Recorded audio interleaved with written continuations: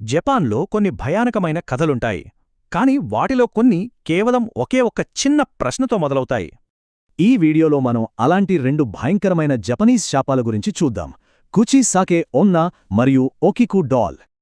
ఒక ఆత్మేమో ప్రతీకారంతో రగిలిపోతుంటుంది, ఇంకొక ఆత్మేమో ఎప్పటికీ వీడని బంధంలో చిక్కుకుపోయింది. సరే, ముందుగా కుచిసాకే ఒన్నా గురించి మాట్లాడుకుందాం. జపాన్ చీకటి వీధుల్లో తిరిగే ఆ చీలిపోయిన నోరున్న స్త్రీ కథ ఇది. ఆమె రాత్రిపూట ఒంటరిగా వెళ్లేవాళ్ల దగ్గరికెళ్ళి ఆ ప్రాణాంతకమైన ప్రశ్న అడుగుతుంది. ఇక్కడొక చిక్కుంది. ఆమె ప్రశ్నకు సరైన సమాధానం అనేదే లేదు. ఏది చెప్పినా చావు ఖాయం. ఇక రెండో కథ ఒకికు బొమ్మది. ఈ శాపం హింసతో కాదు, ప్రేమతో పుట్టింది. ఆ పాప దానికో కికు అనే పేరు పెట్టుకుంది. ఒక ఘోరం జరిగేంతవరకు ఆ రెండూ అస్సలు విడిపోలేదు. కికో చనిపోయిన కొద్ది రోజులకే ఆ కుటుంబం ఒక వింత విషయాన్ని గమనించింది. ఆ బొమ్మ జుట్టు పెరగడం మొదలుపెట్టింది. ఇలా 20 ఏళ్లపాటు భరించలేని భయాన్ని అనుభవించాక చివరికి ఆ బొమ్మను ఒక బౌద్ధ ఆలయానికి అప్పగించారు. ఈ శాపాల వెనుకున్న అసలు కారణం తెలియాలంటే వాటి విషాదకరమైన గతాన్ని చూడాలి. కుచిసాకే ఉన్న శాపం వెనుక ద్రోహం, తీవ్రమైన హింస ఉన్నాయి.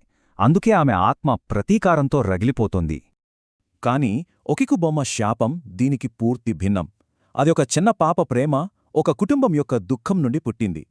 ఈ రెండు విషాదాల నుంచి రెండు వేర్వేరు రకాల భయాలు పుట్టాయి. ఒకటి పగ తీర్చుకోవాలనుకుంటే ఇంకొకటి బంధాన్ని వెతుక్కుంటోంది. ఇవి కేవలం పాతకెతలు అనుకుంటే పొరపాటే. కాలంతో పాటు ఇవి కూడా మారి ఇప్పటికీ జనాలను భయపెడుతూనే ఉన్నాయి. కుచిసాకే ఒన్నా ఇప్పుడు టెక్నాలజీకి తగ్గట్టుగా మారిపోయింది. కాని ఒకికు బొమ్మ మాత్రం ఇప్పటికీ నిజంగా మన కళ్లకు కనిపించే ఒక వస్తువు. కాని ఈ కథలో అందర్నీ భయపెట్టే అసలైన ట్విస్ట్ ఆ గుడిలో ఉన్న బొమ్మ గురించే. ఒకప్పుడు మూసి ఉన్న ఆ బొమ్మ నోరు ఇప్పుడు నెమ్మదిగా తెరుచుకుంటోందట. అంతేకాదు, లోపల పళ్ళు కూడా మొలుస్తున్నాయని అంటున్నారు. ఇక్కడే ఒక ప్రశ్న మొదలవుతుంది. ప్రేమ, హింస మనిషి చనిపోయాక ఎలాంటి ఆత్మల్ని మన మధ్య వదిలేసి వెళ్తాయి?